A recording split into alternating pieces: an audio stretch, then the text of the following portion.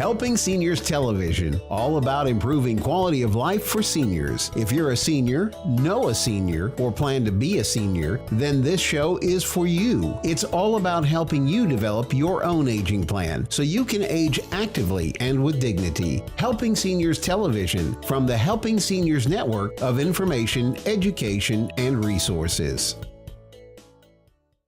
On today's edition of Helping Seniors TV, learn about retirement planning from the experts. August Velten of August H. Velten Associates Incorporated joins Helping Seniors TV host Kerry Fink for an informative and easy-to-follow look at making the most of your retirement income, either as you plan for retirement or even as you have moved already into retirement.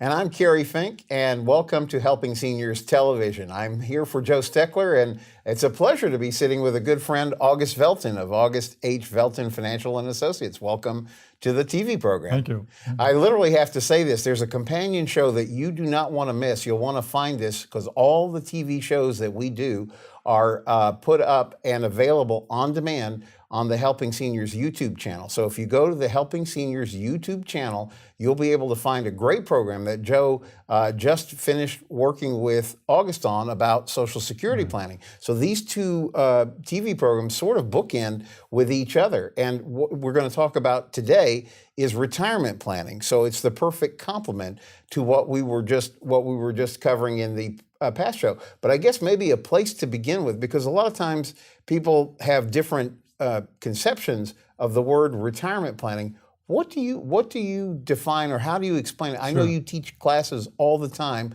to people about this. How do you explain to them this is retirement planning? Okay, and that actually is a very good question, and what everybody is really interested in, and a lot of people are misinformed or misguided, or however you want to put it. A plan is not an accumulation plan. That we've already gotten there. We're getting ready for retirement. So we've accumulated these dollars, IRA dollars, 401k dollars, 403b dollars, whatever it may be. We have these dollars. Now we have to sit back and say, number one, how long does that money have to last? How am I going to generate income from it? What assets are going to be taxed? What assets are not going to be taxed? Or if they're going to be taxed, how are they going to be taxed? And when should I trigger, let's call it trigger income from this source of assets compared to this source of assets? And that has a lot to do with Social Security, but it also has a lot to do with taxation. So one of the things that we should cover today is tax efficiency. All right, and I'm going to give an example of tax efficiency when it comes to Social Security. But when you sit down to create a plan for retirement, you need to talk about healthcare needs and how you're going to cover that. The last thing you want to do is to feel that you have to have a lot of assets sitting in the bank in cash for that day when you might need it for medical expenses. You need to set up programs that will cover you as best as possible for healthcare needs, so that you don't waste money having it sitting in the bank earning very little these days. Because again, when you're not earning as much as inflation, let's say, then those dollars are being eaten up, and your retirement plan is going to suffer.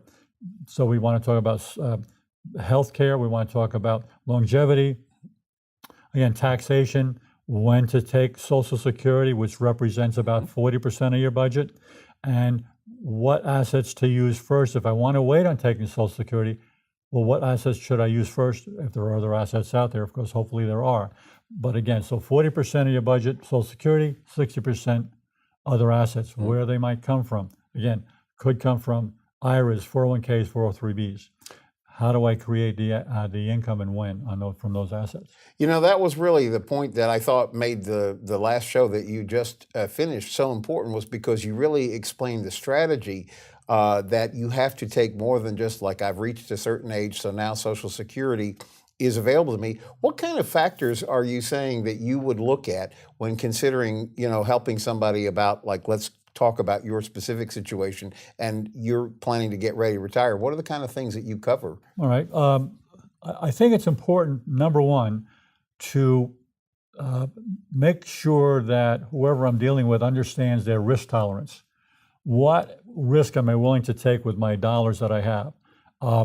A lot of times, the more assets there are, the more risk people might think they should take, all right? Well, the more assets you are, relatively speaking, the more assets you have, probably the higher your budget needs are going to be. So everything is relative in that regard. So it's a matter of what risk am I taking compared to what I think I'm taking as risk. Most people, in many cases, are taking more risk than they believe because they just simply don't understand, let's say, the market and the risks in the market today and the volatility. So what we try and do then is say, let's reduce volatility. If you have a lot of volatility from your assets, it's very difficult to have a plan of income because you just don't know from year to year. If the market's up, my income's pretty good, but if the market's down, Right. and that's where it's coming from, now what do I do? If the market's down 2 or 3 years in a row, now I really have a problem. Let me give an example. Let's say you retired in 2001. There's a reason I use that year. Do you remember what happened in 2002? In 2002 was a tech bubble. Yes. And most people lost 30 to 40% of their assets in 2002. So now you retired in 2001. So now you thought you were going to have these dollars to now a lot of that money's gone. But you're not working anymore, so you're not replacing it, are you? Right. Right? So now we go down the road, and guess what? We've had these issues, and now we hit 2008. Why do I suggest 2008? We got hit again in 2008, 30 to 40% for most people.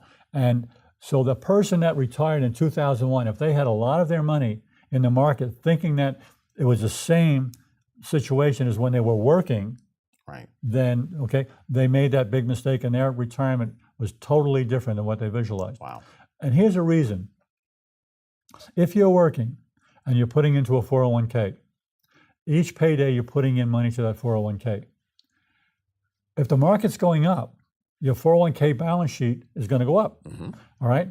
But in reality, what's happening? The units that you're purchasing for the 401k, they're getting more expensive because the market's going up. So you're buying less and less units for that money. Right. On the other hand, if the market's trending down, you're putting the same amount in every payday, it's trending down, your balance sheet on your 401k is going to go down, but you're buying more and more units, Right. and they're getting cheaper. That's why you're buying more and more units.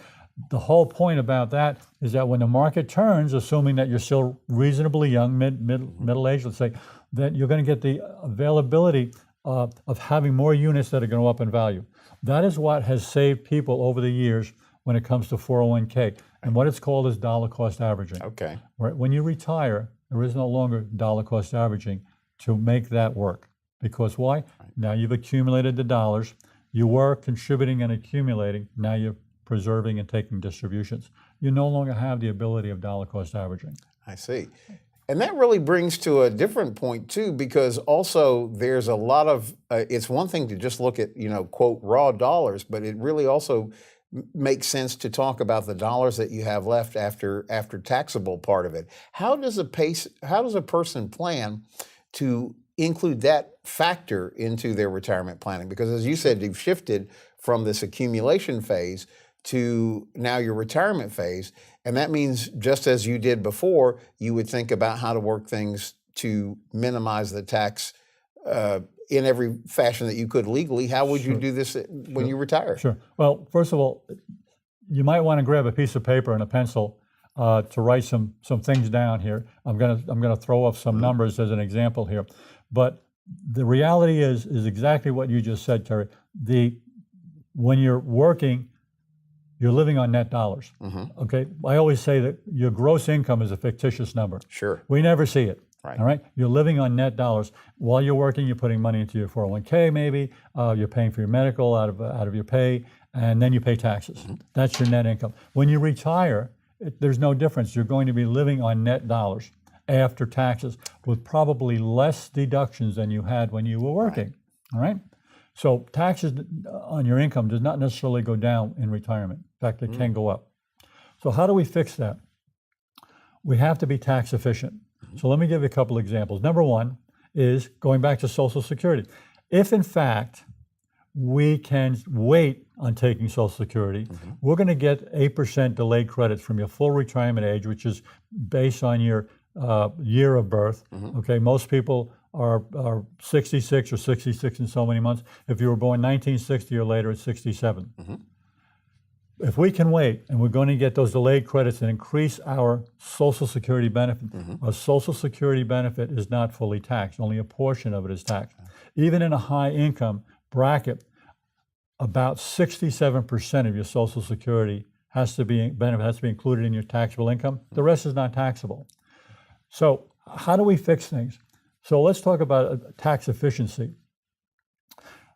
When people put money into a 401k or an IRA or a 403b, what they're doing is they're entering a partnership with the IRS. All right. So when somebody says to me, "Oh, my 401k, I have $500,000 in my 401k," folks, that's not all your money. Right. Okay.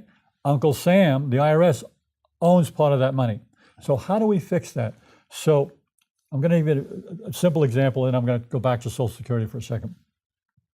The simple way to do that is to start utilizing Roth IRA. All right, now, what's a Roth IRA?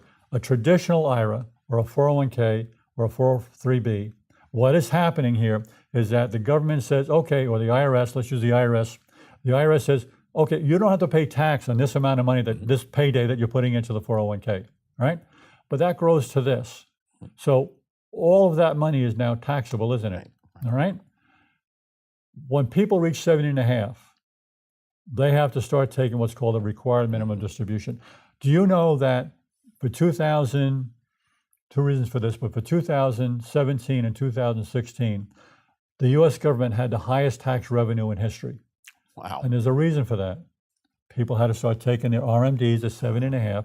And the second reason is that people have realized, and they're starting to move money from traditional IRAs to Roth, which is a tax situation. So let's go back to the example though. Hey, I don't have to pay tax on this. It grows to this, and now I have to pay tax on everything. A traditional IRA, which 401k is basically an IRA. Traditional IRA is forever taxed. A Roth IRA is never taxed. So let's look at this. So I don't pay tax on this in a 401k. It grows to this, I pay tax on everything. On the other hand, I could say I'm going to pay tax on this, Sure. and it's going to grow to this, and I will never pay tax on this. No one will ever pay tax on this. If I leave it to somebody, they don't pay tax on this. Wow. At 70 and a half, I do not have to take an RMD, a required minimum distribution. You know why that is? Because when you take the money out, it's tax-free. Wow. IRS does not care that you're taking that money out. They're not going to get tax on it. So Roth becomes very important. And I'm going to give a very specific example. So we look at Social Security again. So Social Security says, okay, it's tax advantage, and what we're going to do is figure out something called provisional income, which is Social Security's way of calculating how much of your Social Security benefit you must include in your regular income. Right. So let's just take an example. If we have that piece of paper, let's say we have a couple and their taxable income is $44,000. Okay. All right? And their Social Security that they're getting in household from the two, all right, is $24,000. Okay. Provisional income, the definition or what's in a provisional income is all taxable dollars plus half of Social Security. Okay. That's your provisional income. 24,000, half of 24,000 is 12,000. Right. 44,000, 12,000 gives me 56,000. Got it. That's my provisional income. And then you do a calculation. So the calculation is, and it's a chart, just like, you know, there's a chart for your tax bracket as your Sure. income goes up. There's a chart for the provisional income as well. And the first threshold is $32,000. So the calculation very quickly, you take that provisional income and you subtract the first threshold, $32,000. The chart tells you that those dollars, you must include 50% of that number. Right. All right. I happen to know from doing this, Right. that amount is now $12,000 that you're going to include of 24,000 so far. 12,000 you have to include in your taxable income, but you haven't used up all your provisional income. Right. Now you go down and you say, okay, what's left? So what's left is at a bracket threshold 44,000, which is normally what you say, oh, that's 85% of that, but they gave you credit for the first 50% that we just did in the first calculation. So the second calculation throws off $4,200. So we have 12,000 and 4,200 is whatever that comes out, 16,200. 16,200 must be included in your taxable income. But the rest of the $24,000 is non-taxable. So quickly go to Roth IRA. 44,000. Let's say half of that was Roth IRA income. Right. Roth IRA income is not included In that in the calculation. provisional income calculation. So now I have 22,000, half of the 44. Right. Right. Still have half of my Social Security, 12,000. That's $34,000. What's the first threshold from before? You remember? It was 12, right? No, first threshold, 32,000. Oh, 32, right. Okay, so I have 34. With first threshold is 32. That leaves $2,000. $2,000, 50% on the chart is $1,000. Right. What just happened? I went from paying tax on 16.2 to Right. paying tax on 1,000 of my Social Security benefit. Huge difference. Plus the 22,000 I have is also tax-free, right? Wow. So if we do the math, you go down, you say, well, what does that mean? That means that that couple received in $68,000 worth of income and will pay tax on approximately $23,000 of income. So tax efficiency during retirement. If we're paying less tax during our retirement, we're not giving back to the IRS, that's money in our pocket. Right. It's either going to benefit us or going to benefit our family. Absolutely. But the average American is paying so much in taxes to the IRS during retirement that it's hurting them. Yes. Let's go one more situation, if you don't mind. Sure. Absolutely. IRA. Let's say you have an IRA, and which normally most people will convert their 401k to IRA before they retire, or several IRAs or whatever. Well, the IRS does not care if you lose money inside your IRA. You still must take an RMD out of it, a required minimum distribution out of it. Now, how does that work? On 12/31, let's say somebody was going to turn 70 and a half in 2018. On 12/31 of 2017, you value your IRAs. Whatever they're worth, they're worth. At 70 and a half, you would divide that by 26.5, okay? And that tells you how much you have to take as an RMD. Right. But let's say you take the RMD in June and the market went down by 20%. Down. Right. IRS does not care. You must take the RMD based on Still on 12/31. that. So you're taking a hit, let's say 20% on that money that you take out, and then you have to pay tax on it. Right. This is when people run out of money. Right. So tax efficiency, understanding risk, how to arrange your assets. Right. Right. Roth IRA, don't have to worry about taking RMD. Right. Right. Don't have to worry about tax on it. It's going to affect what we pay on our Social Security because Social Security in its own is tax advantage. Yeah. Right. So all of this really comes down to that there's a whole lot more to the strategy. And I think you made this point in the program we were talking about before, which is that you typically, maybe an advisor might be focused on helping on the accumulation phase, whereas what you've really taken this to a whole new level is the strategy that will help you maximize the most in the retirement phase. And I know that you spend a lot of time teaching courses to people so that they can, because there's probably two aspects. Number one, they have to become familiar with the topic, but then also there's a place where it probably makes sense where you need to sit down, understand the specifics of somebody's situation that helps then direct, I guess you would say, like an optimum way to go. But I guess in general, how would assets be organized? Like when you walk somebody into it generally, how do they plan for retirement? Sure. If we're talking about assets, I always say, listen, at least every house that I've ever owned, in that house, I have a junk drawer.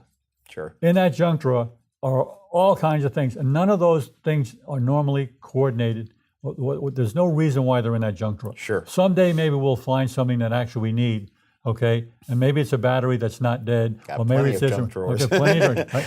Well, in our lifetime, as we accumulate assets, we normally wind up with a junk drawer. All right, our assets are all over the place. We just accumulate it over time. So to make an organized plan, very simple. What we do is we break down your assets into three simple categories, three buckets, so to speak. Okay. Okay, we call it yellow money, cash. Green money, protected principal. Okay. Okay, retaining my gains, throwing off lifetime income. And red money, Okay. which is like ABC, red money is risk reward, money in the market. Okay. If we just simply start out by saying, let's take those assets and organize them in that category. So now we just have three buckets to deal with. Okay. What do I want to do? How much cash do I want in A, in yellow? How much do I want protected? How much of my retirement do I want protected? That's money in green. How much risk do I want going forward Sure. in the market? Now, when you organize that way, then you can say, if I have my Social Security which is guaranteed, okay, as far as we can tell, guaranteed. Right. And I have this green money over here. It's an asset that I've made now, we call green money. That's also protected. Going to throw off guaranteed lifetime income. Sure. If those two pieces protect my standard of living, paying my basic bills, I don't have to worry. Every day I wake up, I know my bills are going to get paid because I have a guarantee. Then the red money becomes my quality of life position. Okay. Meaning that if the market goes up, I can take a little bit better vacation. If market goes down, I'm not worrying about how I'm going to pay my bills and buy my food. So ABC, 3 buckets of money, better than 2, by the way. Most people come in and they've got cash in the bank and their 401k. Okay. All right. And they're saying, okay, we know cash in the bank right now. You really don't, I don't show it as for income. Right. All right. And it's not earning anything. Right. Always, always will earn less in the bank than the rate of inflation. Sure. So they're always losing ground. So it's a matter of how to arrange those. And it's based on risk tolerance for each individual. But here's a simple rule. If you take the number 100 and subtract your age, so let's just say somebody's 60, subtract your age, at least 40. At age 60, the most you should have in the market because of your age 60 is 40%. Okay. Just simply subtract your age from 100. 70, 30%, 50, 50%. If somebody's going to continue to work, you can play with that a little bit. Sure. But in reality, why we say that for a very important reason. Again, we're now at the other end of a football field. Right. All right. We're not at the beginning of the football field. We don't have time to make up for mistakes. So we need to be more cautious and understand that we need to preserve what we have. Again, preservation and distribution. If we have it set up that way, and we're pretty comfortable that way, and we've also taken care of tax efficiency, and we know we're going to be able to take less money from our assets because we're not giving so much back to the IRS, our assets are going to last longer. Absolutely. Okay. Absolutely. So one of the things that I'm walking away with the impression here is that there's a lot of nuances, there's a lot of things that people should think through, because it seems like here not knowing is really to your detriment. It seems like it makes sense to invest your time to really understand what you have and how that's going to serve you best in retirement. I know in particular you do a lot with training and you do seminars and things like that. What's a way for people to start to gain, besides obviously going through and picking up tips from the show, what are steps that you recommend to people? How do they advantage themselves for this? I'm actually associated with an organization called AFES, Financial Education Services. Okay. All right. It's a nonprofit organization. Right. All right. We're national. Okay. We normally teach on college campuses. And what we teach is how to set yourself up in this regard. It's really creating a more financial literacy, let's say, for people over 50, so that they're understanding all the different pieces and aspects of retirement. If somebody comes to a class of mine, they're going to hear an educational class, not a sales class. Right. All right. If they come to see me, then products that are out there that, yes, I would sell, okay, whether it be red money or green money, are tools to get them to the model, to be used in the model to get them where they want to be in their retirement. And that's what they should be considered. Not, oh, you're going to try and sell me this or try and sell me that. That's not the point. The point is that you have to have certain items in the toolbox to create a model that's reliable. Right. Not pie in the sky. If somebody comes into my office and says, well, I expect you to get me 12%, I say, thank you very much. Okay? Right. Well, you okay? We're not going to get along because I don't look at it that way, because you're going to get hurt. Yeah. Okay. It's just not appropriate at this time of your life. Yeah. So it's very, very important to understand. Make a model, have a roadmap. Listen, if you're going to jump in your car right now and drive to Kansas to an address without a map or a GPS, you're crazy. How long would it take you to get there? Who knows? Maybe never, right? Yeah. Might be a bad situation. Yeah. It's the same thing with retirement. Sure. If you don't have a roadmap, if you don't have a plan, it's probably not going to work out. You'd have to be extremely lucky to make it work out for yourself. Right. Now we find that people, because these programs are available on demand, we get calls literally from people all over the country as well as here in Brevard County. But one of the things is, where would people find out when you are doing the class part of this? Where would they be able to access what AFES is doing? Well, if you go to afes.org, okay, all the classes are listed for all the different locations. It lists the instructors, of which I'm here in Brevard County, Florida. Right. And they can pick up and see what classes are currently being offered. So right now we have 3 classes. Right now I'm going to be doing the 22nd, which is a Thursday, and then the 23rd, we have Thursday evening. Yeah. But they can go online and find that Right. at the Government Center in Viera. Sure. And on Saturday the 24th would be the same thing, but 9:30 in the morning till 12, same place. And like, what kind of a class would that be? Because again, like I said, since these shows people can access from time to time, but like the topics that they would expect to find if they go visit. Exactly what we're the talking website. about today: Social Security, Wow. understanding investing. That comes with workbooks, and sometimes we use actual books that I like the authors and how they present things, stuff like to make points. Yeah. But it's a workbook, educational type of a situation, of which then they can follow up. No strings attached. We don't charge for. Somebody comes to my office, they do not pay for planning. Right. If I can help somebody, I will. If they stay on board and they like what I do for them and they want to have a relationship as a client-advisor relationship, that's totally up to them. Well, it seems like there's great wisdom because it seems like at the very least you're going to learn some things that are going to cause you to maybe think about strengthening your retirement planning. And secondly, there's never a non-benefit to thinking in this new dimension, because at the end of the day, it's going to help you and help your family and those people that you care about, is what it would seem. We have just, half a minute left. Is there anything else that you would want to like kind of tie a bow on this, so if somebody walks away from this show and says, this is the next step that they should take from here? Well, I would tell you that, again, to me, tax efficiency is very, very important. Sure. But I think the very simple, the only thing that you will spend if you come to me for help is your time. Good. Period. Nothing else, right? You can walk away with a bunch of information, do what you want, or you can stick with me, because we do a model, a roadmap. Then every year we should be making sure we're on that proper path. If we have a roadblock, we want to make sure that we get around that roadblock, so to speak. Sounds good. Well, thank you, August, for being on the program today. Lots of good material. Keep looking for Helping Seniors on your TV. I'm Joe Steckler. Thank you for joining our program today. I'd like to remind you that our senior information line is available to you at 321-473-7770. There you can get help and direction that could be helpful for your specific situation or circumstances. The work of helping seniors is very important, but we can't do it alone. That is why our sponsors here in Brevard County are so important. I'd like to thank our many area sponsors, businesses and medical providers who support the mission of helping seniors that help us carry the cost of our media efforts. If you'd like to join us either as a business partner or simply donate as an individual, we would welcome your call at 321-473-7770. You are always welcome to visit our website at www.helpingseniors.brevard.org. Thanks so much for your help. It does make a difference.